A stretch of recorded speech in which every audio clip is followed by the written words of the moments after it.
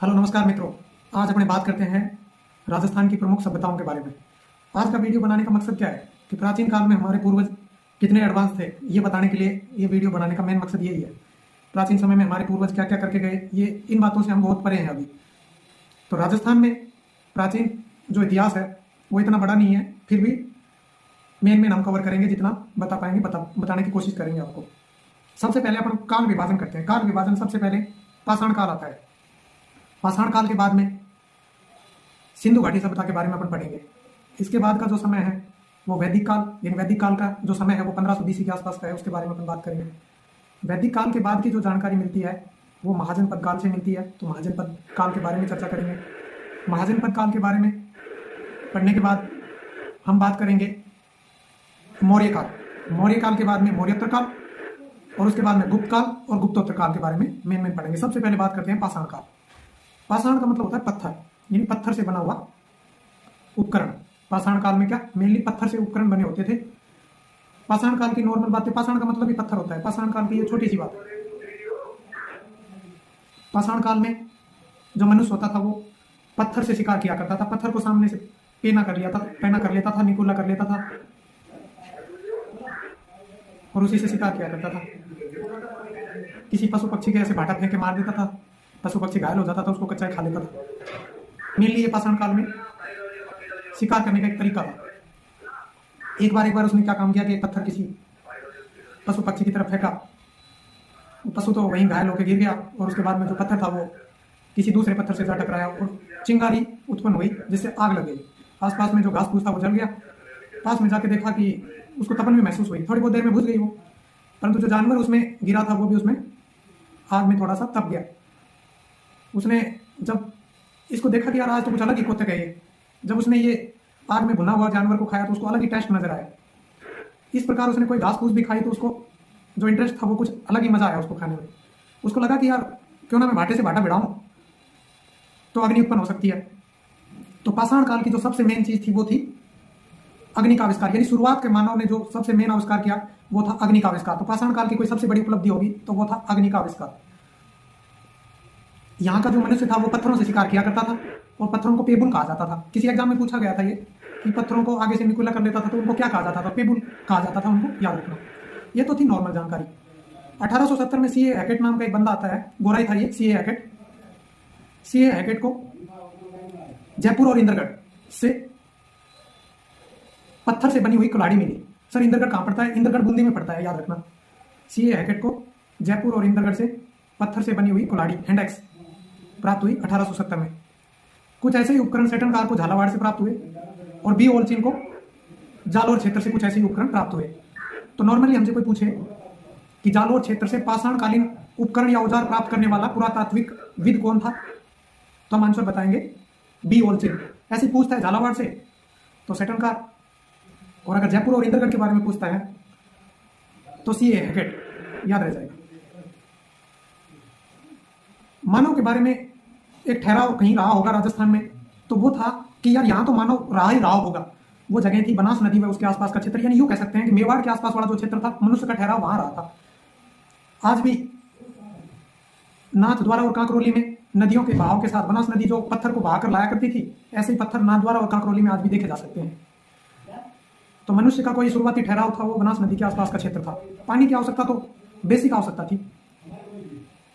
अंग्रेजों का एक इतिहासकार विल ड्यूरेंट कहता है कि नदियां सभ्यताओं का पालना रही है, यानी नदियों ने सभ्यताओं का पालन पोषण किया है। विल ड्यूरेंट नाम याद रख लेना, विल ड्यूरेंट।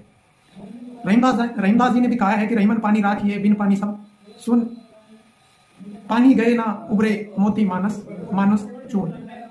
तो पानी की जो आवश्यकता है ना वो तो मनुष्य की बेसिक आवश्यकता है। तो मनुष्य जो सबसे पहले जो ठहराव मनुष्य ने अपना किया वो नदियों के आसपास वाले क्षेत्र में ही रोका है। वैसे मानो पहले घुमक्कड़ प्रवृत्ति का होता था, वो एक स्थान को छोड़ के दूसरे स्थान पर चला जाता था, यही भोजन की तलाश में, शिकार की तलाश में चला जाता था। और मानव क्या भ्रमणशील था शुरुआत का मानव, वो जहां जहां रुका है वो नदियों वाला क्षेत्र ही है। तो सबसे पहले बनास नदी के आसपास वाले क्षेत्र में मनुष्य के बारे में प्रमाण मिले हैं कि वहां पे मनुष्य पाषाण काल में रहता था। पाषाण काल के राजस्थान के अंदर 5 सेंटर है। ये तो थी नॉर्मल जानकारी। अब एग्जाम से रिलेटेड हमारे पास में जो जानकारी है, मैं वास्तविक में उस चीज पे आना चाहता हूँ जो हमारे एग्जाम में पूछी जाती है। तो पाषाण काल का राजस्थान में पहला सेंटर था बागोर। बागोर कहाँ पड़ता है सर? बागोर भीलवाड़ा में पड़ता है। नदियों का जिक्र हुआ है तो कोठारी नदी आपने को याद रखनी है। बागोर भीलवाड़ा। उत्खनन करता कौन था सर? वीरेंद्र नाथ मिश्र। वीएन मिश्र याद रह जाएगा। कब किया खोज? 1967 में। क्या क्या मिला यहाँ पे भाई? मनुष्य ने शुरुआती जीवन में ही सबसे पहले अपने कृषि कार्य करना शुरू कर दिया था। खाने के लिए उसको अनाज उगाना शुरू कर दिया था। तो कृषि के साक्ष्य, एग्रीकल्चर एविडेंस मिले हैं सबसे पहले। पशुपालन के साक्ष्य, एनिमल इन्फेंट्री के अवशेष मिले हैं।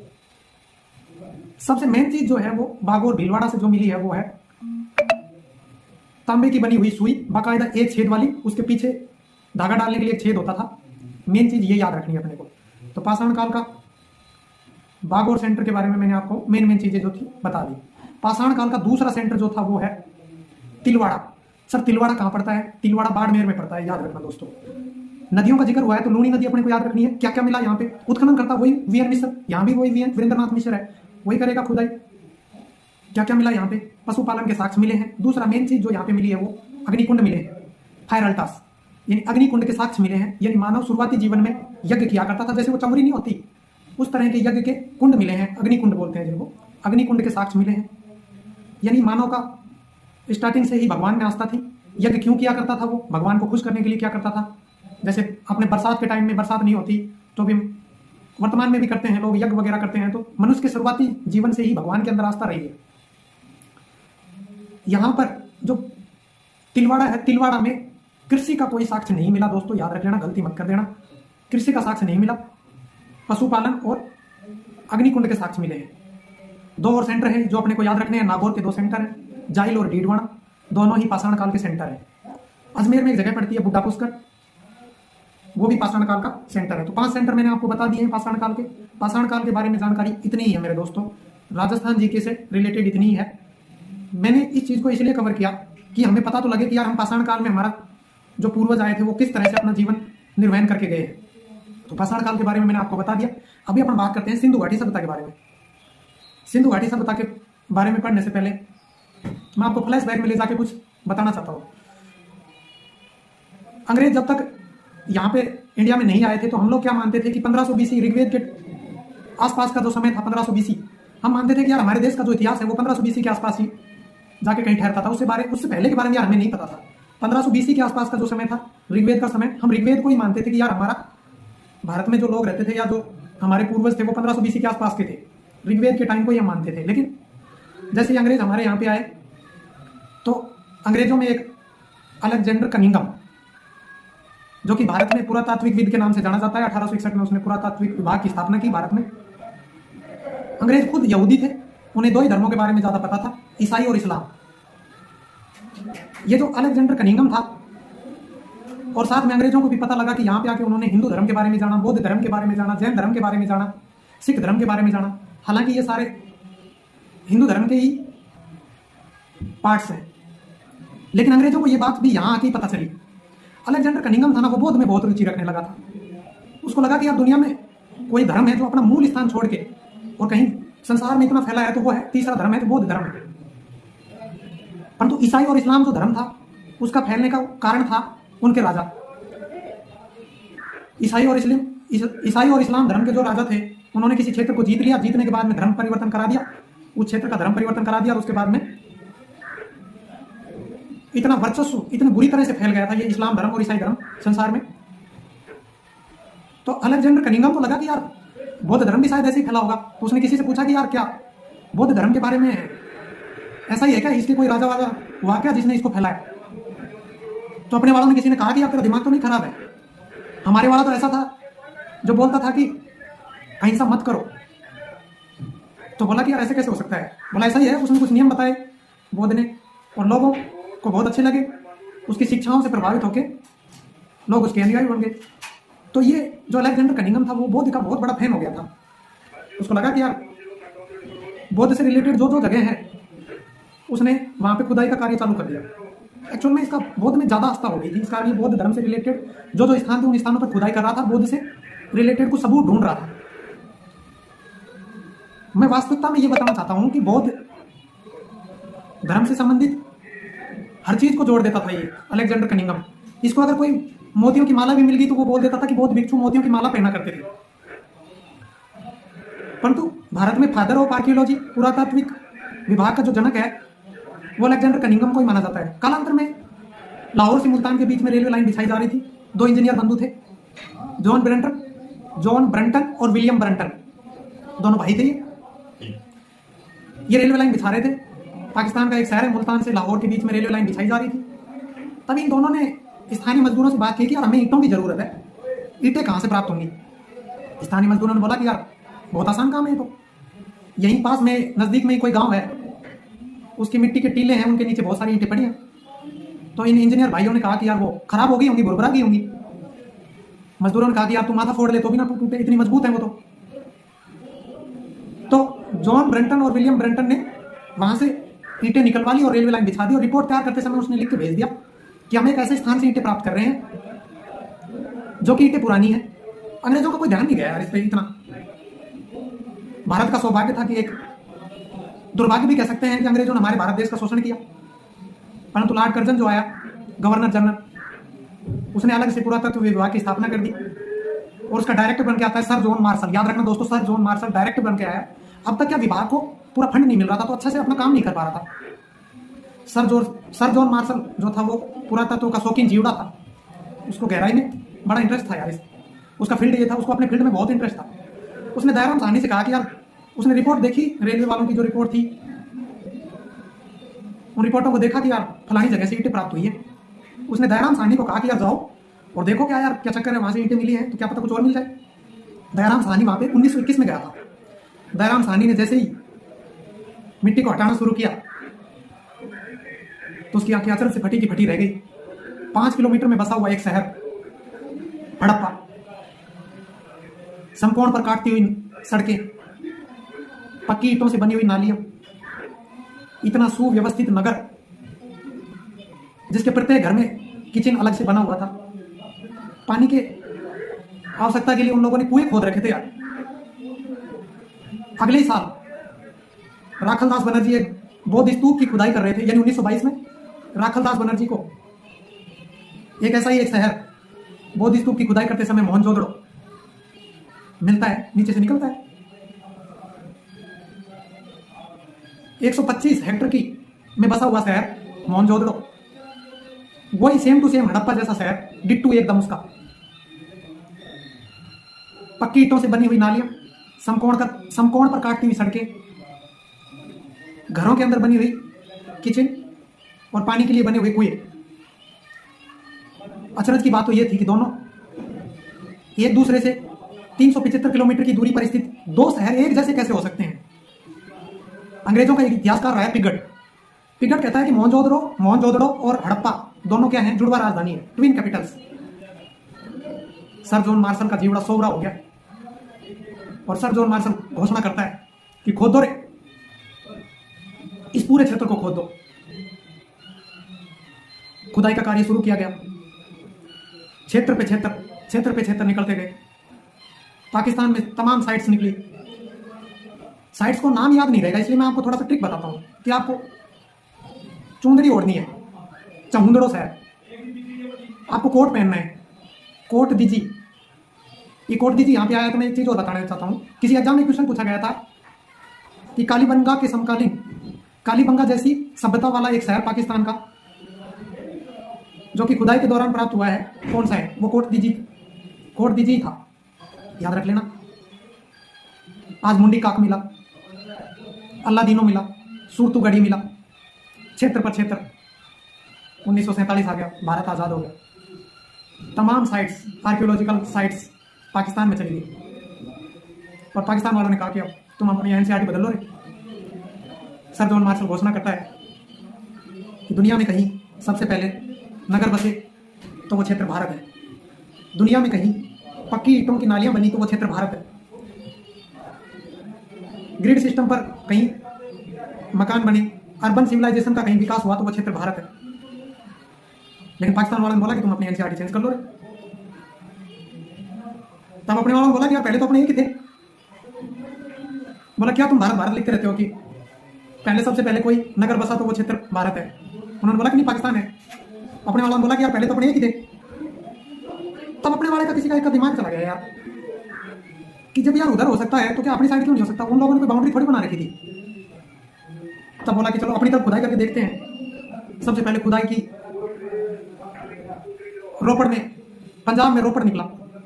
रोपड़ में सेम हड़प्पा और मोहनजोदड़ो जैसी साइट्स मिली।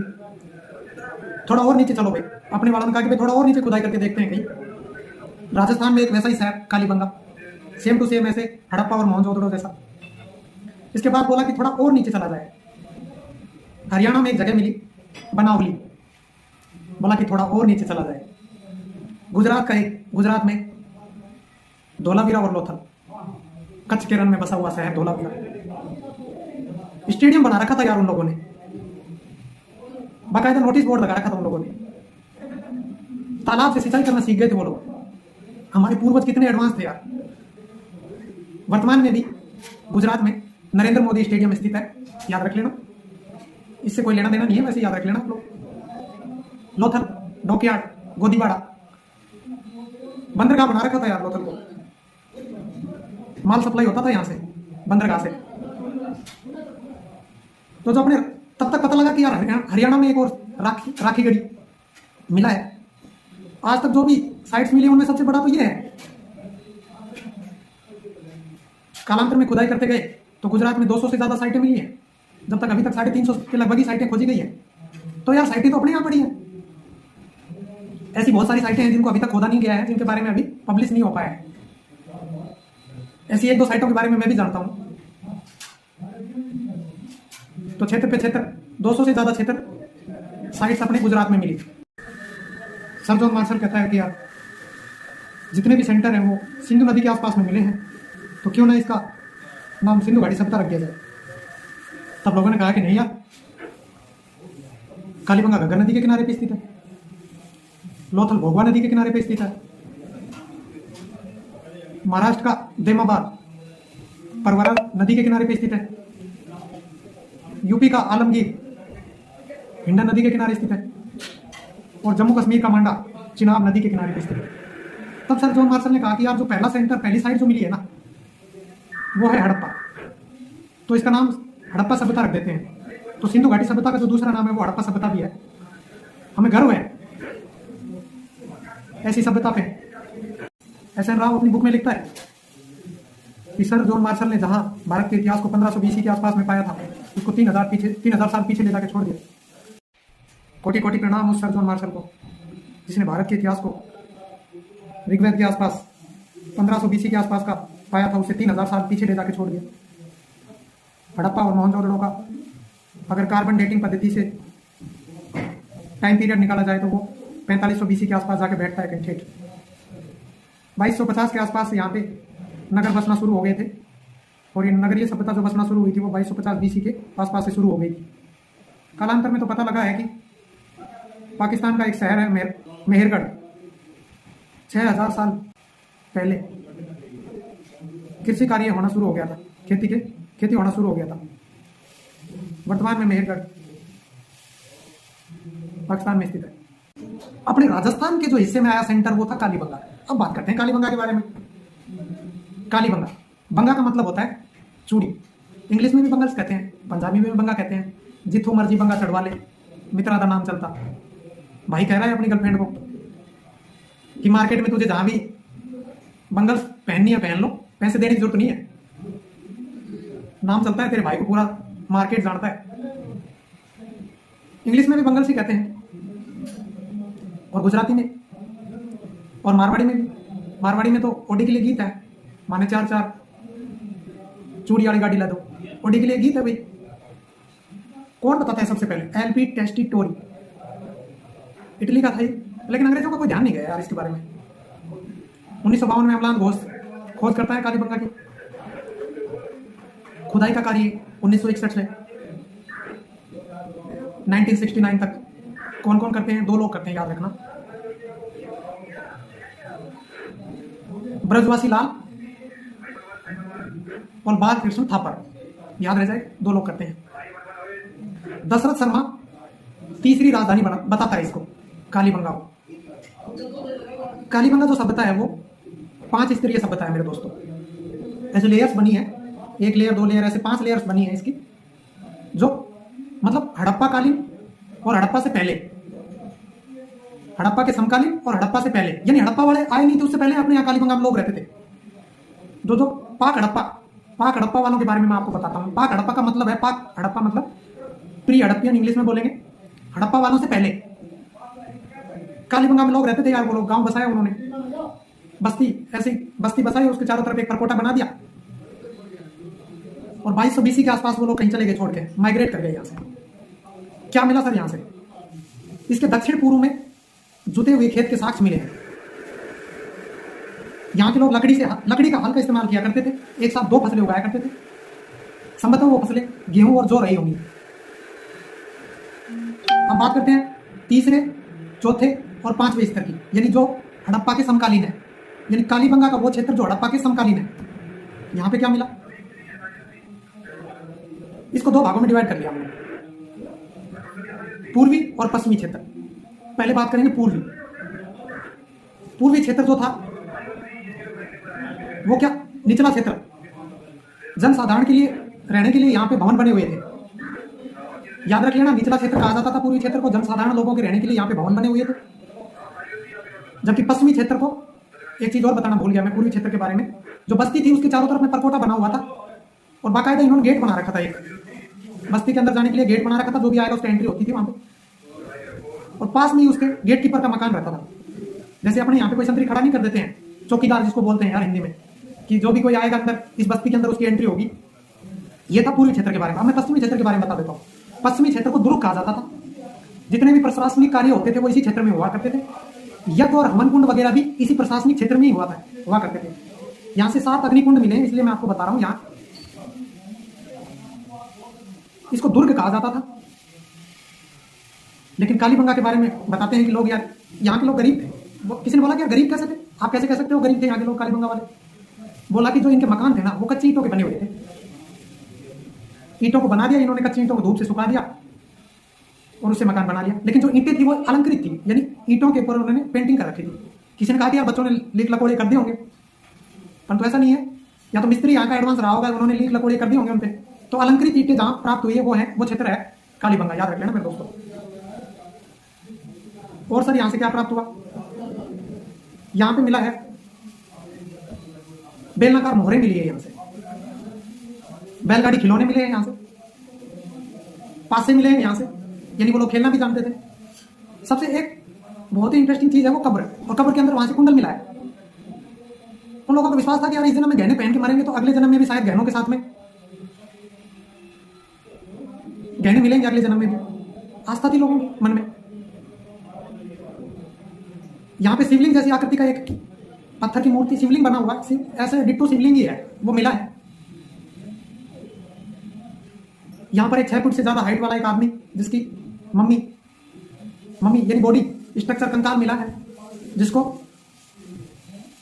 संग्रहालय में रखा गया है। ये संग्रहालय हनुमानगढ़ में संग्रहालय बना रखा है, वहां पे कालीबंगा संग्रहालय बना रखा है, तो म्यूजियम के अंदर रखा गया है। एक चीज मैं आपको बता देता हूँ, जो कालीबंगा सभ्यता है वो हनुमानगढ़ में है।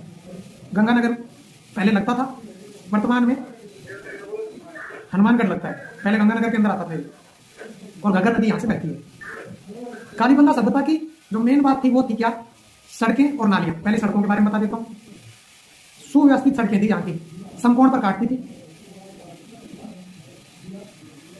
सड़कों की जो मुख्य सड़कें थी उनकी चौड़ाई 7.2 मीटर यानी 7.2 मीटर चौड़ी थी। मुख्य सड़क से मोहल्ले में जो सड़कें जा रही थी उन सड़कों की चौड़ाई 3.2 मीटर चौड़ी थी। और जो मोहल्ले से घरों के अंदर जो सड़कें जा रही थी वो 1.8 मीटर चौड़ी थी। याद रह जाएगा। जो मुख्य सड़क थी उसके चारों तरफ चबूतरे बना रखे थे यार इन लोगों ने, जिससे पता लगता है कि ये लोग दुकानें बना रखी थी इन लोगों ने मुख्य सड़क के चारों ओर। अब बात करते हैं नालियों की। नालियां जो थी वो पक्की ईंटों की बनी हुई थी। दुनिया वालों को जहां पर हाथ धोने तक नहीं आते थे तब तक ड्रेनेज सिस्टम के बारे में ये लोग जान गए थे। जो घरों का पानी था वो मुख्य नाली तक जाने के लिए लकड़ी की नालियों का इस्तेमाल किया करते थे। घरों से जो पानी निकलता था वो लकड़ी की नालियों से निकलता था और पक्की ईंट से बनी हुई नालियों के अंदर जाके मिक्स हो जाया करता था, वहां से वो गांव से बाहर अपना पानी को निकाल दिया करते थे। सबसे मेन चीज यही है, सड़कें और नालियां। कालीबंगा सभ्यता की मेन जो चीजें हैं वो सड़कें और नालियां ही है। अमलान घोष एक बात और बताता है, पहले मैं एक चीज और बता देता हूँ आपको। इन लोगों का काम क्या था कालीबंगा वालों का? कालीबंगा वाले खेती किया करते थे, मेन कार्य जो था इनका कृषि था। फिर भी वो तांबे और मनके का निर्यात किया करते थे। मोहनजोदड़ो और हड़प्पा में जो तांबा जाता था वो यहीं से जाता था, खेतड़ी से। और राजस्थान का जो सेंटर था जो तांबे का निर्यात करता था वो कालीबंगा था। अमलान घोष एक बात और बताता है कि यार जो ये कालीबंगा वाले थे ना, ये पहले बीकानेर के आसपास रहा करते थे। कि यार ऐसे कैसे मान ले? तो उसने बताया कि यार जो ये बीकानेर के आसपास रहा करते थे, इस सभ्यता का नाम सोती सभ्यता था। ये हड़प्पा सभ्यता का उद्गम स्थान इसी को बताता है, सोती सभ्यता को। कौन बताता है? अमलान घोष बताता है। अमलान घोष कहता है कि इसको कालीबंगा फर्स्ट के नाम से जानते हैं। अमलान घोष कहता है कि यार यहाँ पे जो अनाज का उत्पादन ज्यादा होता था, सरप्लस जो प्रोडक्शन होता था, उसको सप्लाई के लिए लोग कालीबंगा भेजते थे हनुमानगढ़ वाले क्षेत्र में। और एक्चुअल में ये लोग यहीं से शुरुआत है इनकी। तो लोगों ने कहा कि यार ऐसे कैसे मान ले, तुम सेंटर तो बताओ, सोती सभ्यता बता रहे हो, उसके सेंटर तो बताओ। तब अमलान घोष बोलता है कि यार दो सेंटर है इसके। पहला सेंटर है सावड़िया और दूसरा है कुंगड़। मैं आपको एक चीज बताना भूल गया था, 6000 साल पहले पाकिस्तान का एक शहर है मेहरगढ़, वहां पर कृषि के साक्ष्य मिले हैं, याद रख लेना। वहां से एक चीज और मिली है, वो है तांबे का एक पहिए जितनी संरचना वाला एक आमलेट जैसा आकृति का एक चक्र मिला है मेहरगढ़ से, पाकिस्तान के मेहरगढ़ से। कालीबंगा सभ्यता के बारे में मैंने आपको मैंने बता दिया है। कभी कालीबंगा जाते हो तो देख लेना, म्यूजियम में जाके देखना, वहां पे एक 6 फुट डाकीडील का एक आदमी आपको, उसका ढांचा अभी भी, कंकाल उसका अभी भी वहां रखा है, मम्मी कहते हैं जिसको। कभी जाओगे तो देखना वहां पे। वहां की तो कालीबंगा की तो ईंटें इतनी मजबूत है कि यार अभी तक इतनी मजबूत है कि आप तोड़ोगे तो टूटेगी नहीं। टेराकोटा मिला है यार वहां पे, टेराकोटा। कालीबंगा के बारे में मेन चीजें मैंने आपको बता दी हैं। इसके बाद में पढ़ेंगे आहड़ सभ्यता। मिलते हैं अगले वीडियो में। कैसा लगा वीडियो? चैनल को जरूर सब्सक्राइब कर लेना और अपने दोस्तों को फैला देना। अगर अच्छा लगा हो तो लाइक शेयर और सब्सक्राइब कर लेना, कमेंट करना कैसा लगा वीडियो आपको। धन्यवाद, मिलते हैं एक नए वीडियो में।